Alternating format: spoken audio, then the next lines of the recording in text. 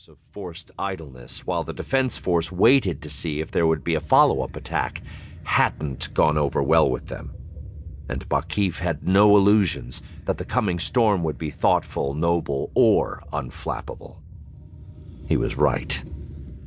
"What I want to know," the speaker for the Ufsva family spoke up after Bakif had finished his report, "is who the aliens are who dared think they could get away with an attack against us. A name, General. We want a name." "I'm afraid I can't give you one, Speaker," Bakif said. "Why not?" the speaker demanded. "You have debris, don't you? You have data records and bodies and weapons profiles. Surely a name can be gleaned from all that." "The Ascendancy has been attacked," the speaker for the Mitth family cut in gravely, as if the others might somehow have missed that fact. "We need to know who to punish for such arrogance."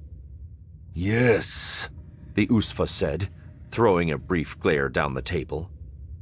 Bakif suppressed a sigh.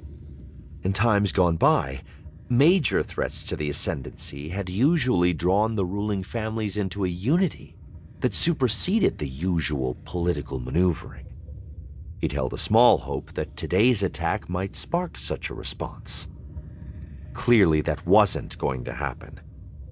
In the case of the Usfa and Mitth in particular, those families were in the midst of a particularly tangled campaign, with a newly opened mining field on Thearterra as the prize. And the Usfa was clearly annoyed at having had some of his spotlight stolen by his family's current chief rival.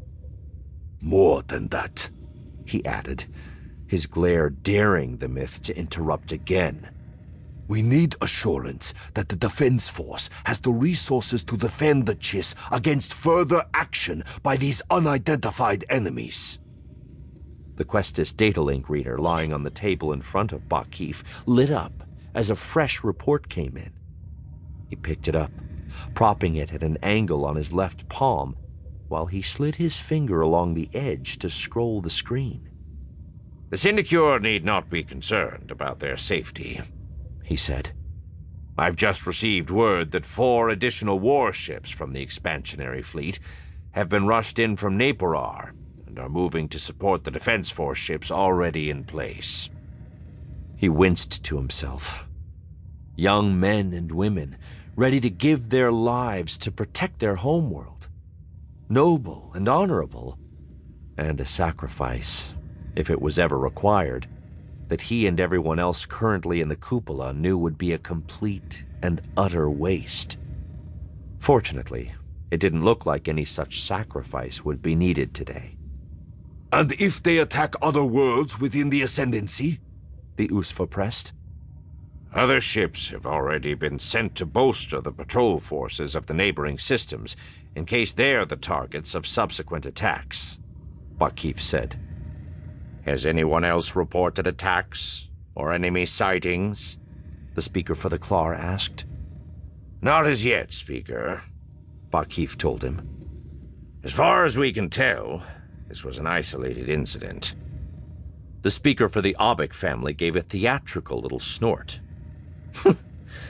"I seriously doubt that, General," she said. "No one sends warships against the Ascendancy on a lark and then goes home. Someone out there is plotting against us. That someone needs to be found and taught a serious lesson." It went on that way for another hour, with each of the 9 ruling families, and many of the great families who had aspirations of joining that elite group, making sure to get their outrage and determination on record. It was, for the most part, a waste of Bakif's time. Fortunately, extensive experience in the military had taught him how to listen to politicians with half his mind, while focusing the other half on more urgent matters. The speakers and syndics wanted to know who had attacked the Ascendancy. They were looking in the wrong direction. The more interesting question was not who, but why. Because the Aubek had been right. No one attacked Chila for the fun of it. That went double.